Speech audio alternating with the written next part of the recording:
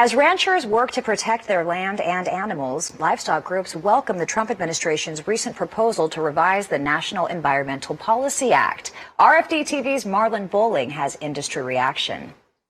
The livestock community welcomes a potential change to environmental regulations. This is not a gutting of environmental laws. It's not rolling back anything. It's simply injecting common sense back into the process. NEPA regulates grazing permit renewals and USDA program eligibility, but livestock groups argue the current law slows down range conservation efforts.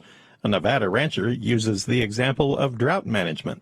We have ranchers that have been waiting 3, 4, 5 years to develop water resources. If it's an emergency situation and you don't have a drought environmental assessment that was done in that grazing district, in that BLM district, for example, then you might not be able to haul water to your livestock and you'll be forced to bring them home. Ranchers say revisions would modernize, simplify, and speed up the compliance process. In a lot of cases where we're conducting environmental impact statements, that process can take up to 4.5 years. That is the average across the entirety of the federal government. In the meantime, if you're doing an EIS on a grazing permit renewal, that's 4.5 years into what is a 10-year term grazing permit. It's absolutely ridiculous. There's no reason it should take that long under any circumstances. According to industry leaders, changes would cut taxes and operational costs.